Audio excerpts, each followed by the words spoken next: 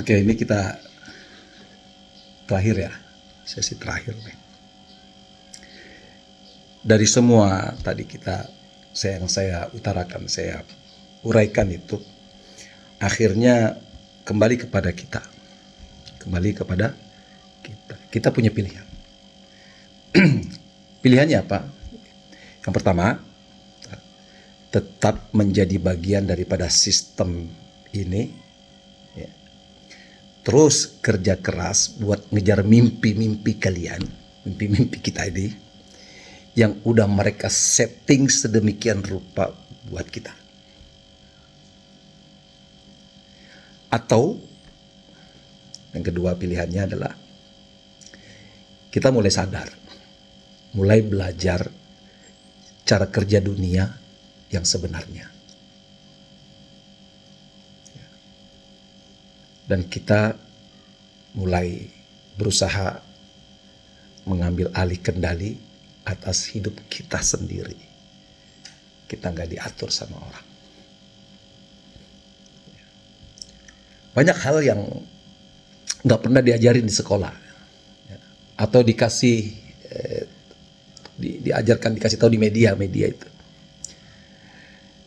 Kalau kita nggak mencari tahu sendiri itu, kita bakal jadi bagian daripada permainan mereka yang kita tidak sadari sama sekali.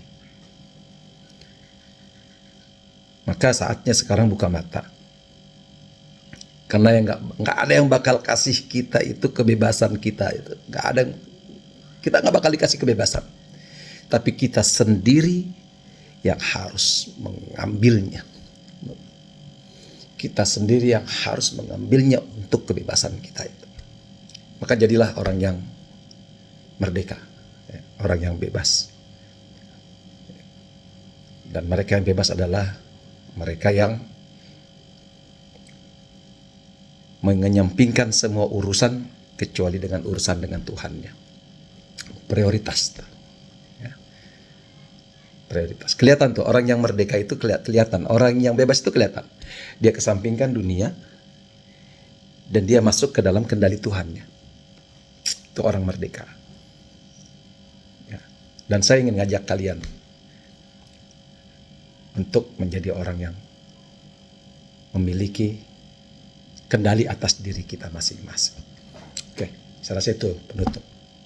Nanti kita ketemu lagi.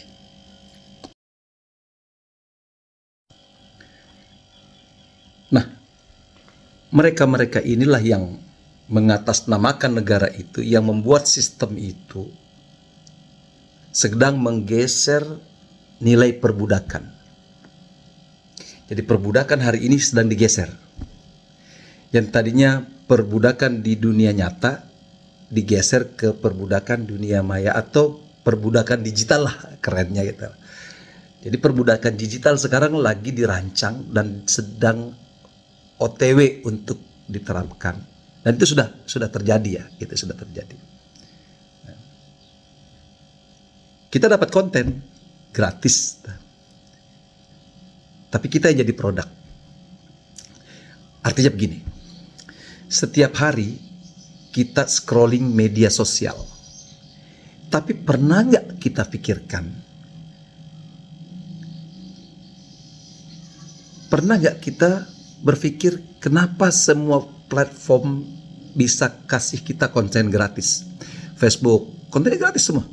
WA, YouTube, semua kita bisa menikmati YouTube tanpa membayar, cuma membeli kuota saja. Kita bisa menikmati Facebook, WA, dan sebagainya. Medsos ya, TikTok. Yang penting medsos. Semua bisa kita nikmati tanpa bayar. Ya. Instagram, Google, semua gratis tuh. Gratis.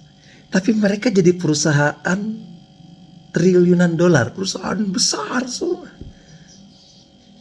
Semuanya gratis, tapi mereka jadi perusahaan besar. Dari mana duitnya? Dari data kita.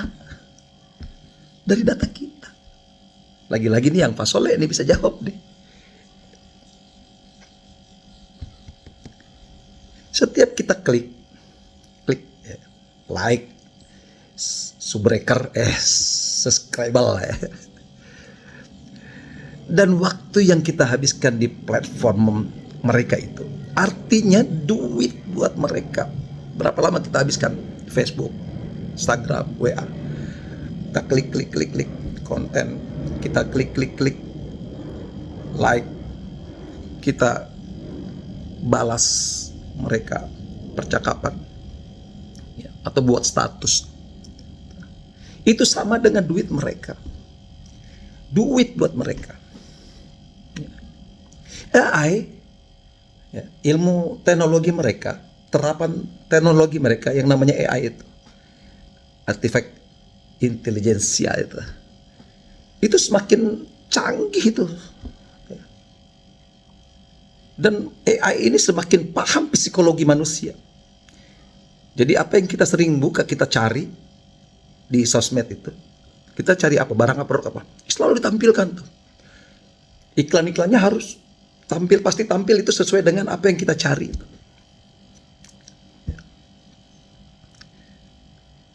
Dan mereka pakai itu buat ngontrol kita. Dia tahu apa yang kita konsumsi. Dan itu tanpa kita sadari. Singkatnya begini. Ya. Mereka ini, pengusaha-pengusaha sosmed ini, Facebook, Instagram, Google, TikTok, dan lain sebagainya itu, mereka sebenarnya nggak jual produk. Kenapa?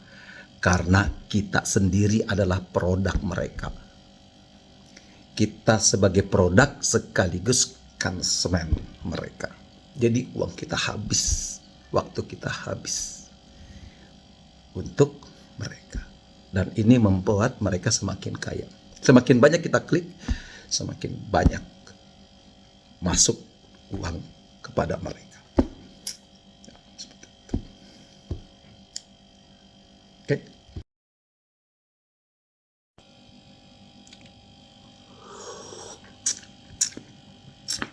Nah, negara kita ini sekarang butuh orang miskin.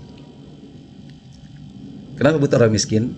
Supaya sistem yang dibuat oleh mereka itu, yang membuat sistem ini, supaya sistemnya bisa berjalan pada negara, yang diaplikasikan pada negara ini bisa berjalan kalau banyak orang miskinnya.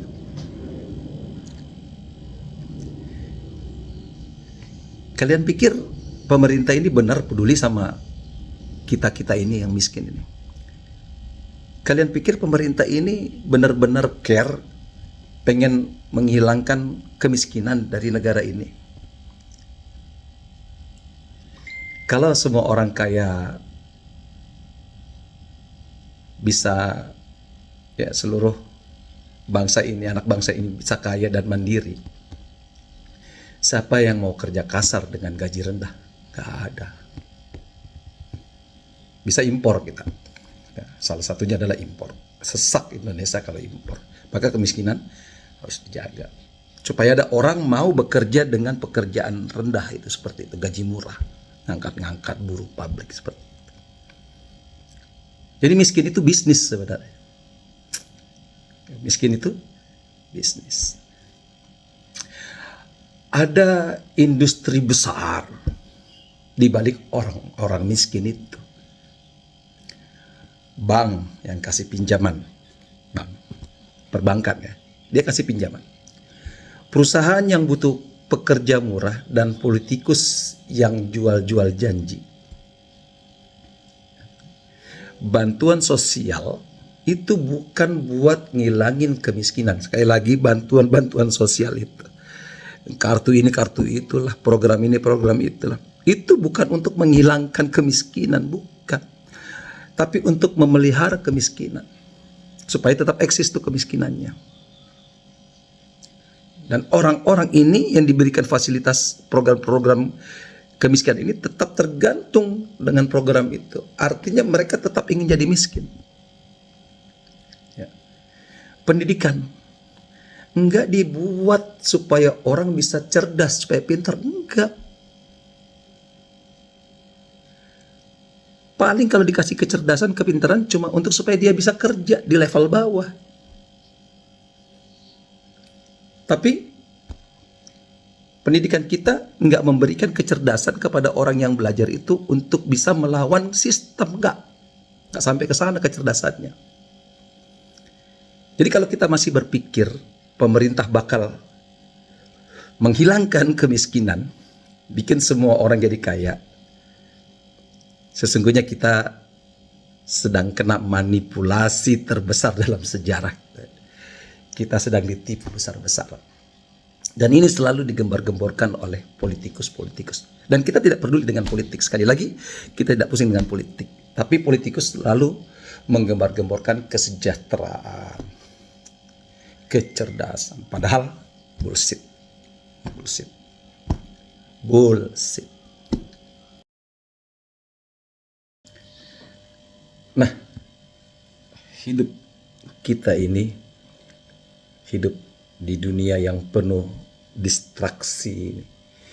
Kenapa kita diberi distraksi itu? Biar kita nggak sadar akan realita. Kita nggak sadar dengan keadaan kita. Kenapa orang lebih peduli sama drama artis? Ya Korea lah, dan lain-lainnya itu. India lah, film-film lah. Orang itu lebih peduli sama film itu dibanding ekonomi atau politik. Orang lebih suka sandiwara-sandiwara dibanding dengan realita ekonomi dan realita politik. Karena mereka sengaja dikasih distraksi itu. Apa saja itu distraksi yang ada hari ini yang dibesar-besarkan itu seperti sesuatu yang hebat itu. Apa saja? Pertama olahraga, gosip, entertain, hiburan, sosmed, sosial media. Itu semua adalah alat distraksi untuk supaya bikin kita lupa sama masalah besar yang benar-benar berdampak pada kehidupan kita ini. Semakin banyak orang sibuk sama hal-hal yang gak penting, semakin gampang mereka dikontrol oleh yang merancang sistem ini. Dan kita cuma korban. Dan kita gak bisa keluar dari situ. Buktinya kita susah meninggalkan handphone kita itu. Tertinggal handphone kita gelisah. Kenapa? Kita sudah terdistraksi. Sudah terdistraksi. Ini yang terjadi.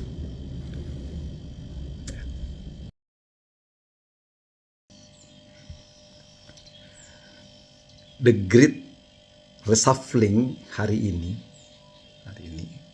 tentang dunia. Apa yang terjadi?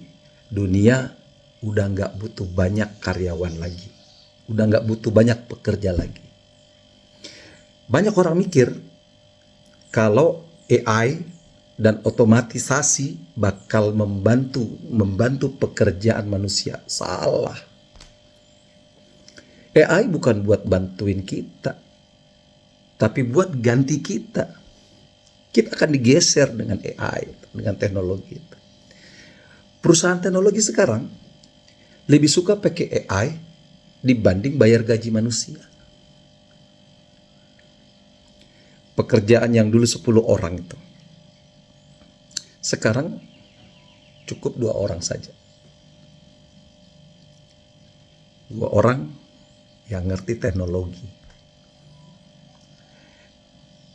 Dan di balik semua propaganda soal AI menciptakan lapangan kerja baru yang sebenarnya telah terjadi adalah banyak pekerjaan lama yang bakal lenyap.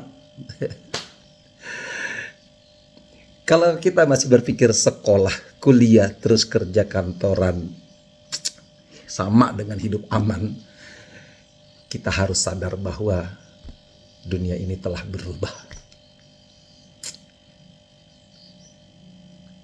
Yang Fasole itu mungkin bisa jelaskan itu tentang ini nanti. Bagaimana teknologi itu akan menggeser peradaban manusia menjadi peradaban robotik.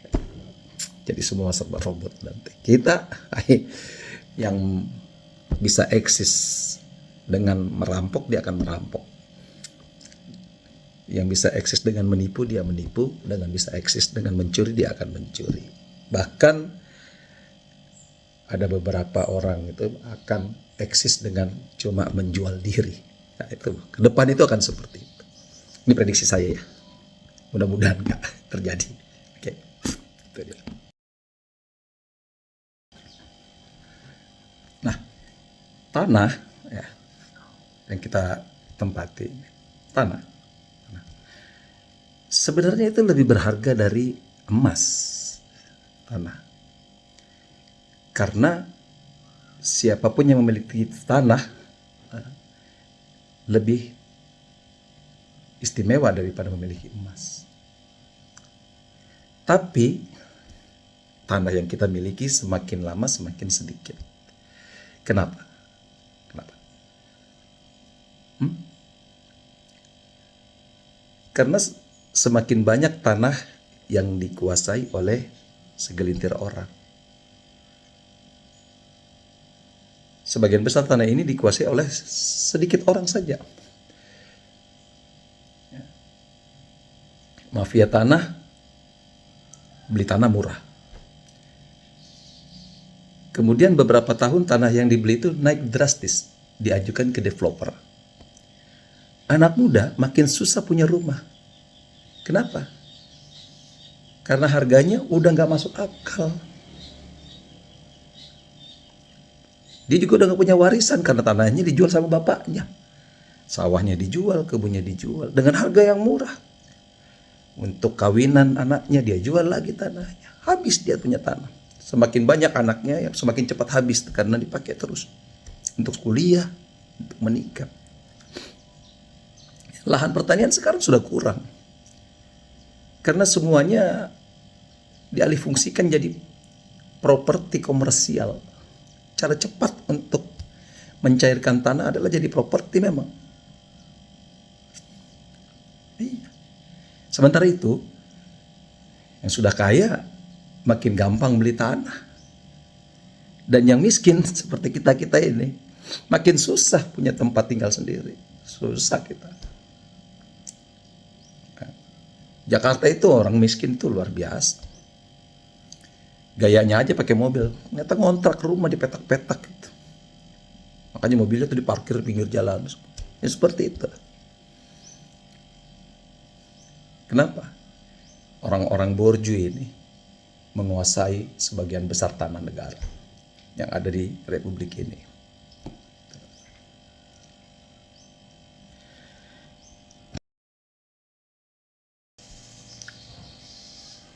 Konsep uang kertas itu cuma ilusi. Tapi semua orang percaya. Benar? Iya. Banyak orang kerja keras cari uang. Habis waktunya untuk cari uang. Tapi pernah nggak ia berpikir bahwa yang ia kejar-kejar itu nilainya bisa merosot, bisa berkurang? Dulu 100.000 itu kita bisa belanja banyak banget. Nilainya bagus dulu. Tapi sekarang coba 100.000 belanja apa? Ada. Nilai inflasi ini makin gila terus kembali. Walaupun gaji dikasih naik, gaji tetap naik, terus naik. Setiap tahun naik gaji, tapi nggak sebanding dengan inflasinya. Nilai gajinya sama nilai inflasi uangnya itu nggak sebanding. Ya, gitu. Dan uang kertas itu nggak punya backing emas, nggak ada. Nilainya cuma di kepercayaan saja. Itu aja nilainya. Dia nggak punya backing emas. Nilainya cuma di kepercayaan saja. Bank bisa nyetak uang kertas kapan saja, berapa banyaknya sesuai dengan kemauan dia. Ya. Dan kita harus kerja keras mati-matian untuk dapat uang kertas. Gitu. Sadar nggak kalau sistem yang ada sekarang ini dibuat diterapkan kepada kita ini biar yang punya akses ke percetakan uang itu makin kaya, dan yang cuma bisa cari uang itu semakin terpuruk. Jadi kita cuma robot sebenarnya. Kasih. Ya. Jadi mereka yang punya akses ke percetakan uang itu makin kaya, dan kita yang ngotot-ngotot cari uang itu, yang getol-getol cari uang itu malah semakin tersiksa, semakin sengsara. Kenapa? Nilainya dihancurin. Seperti itu. Ya kan?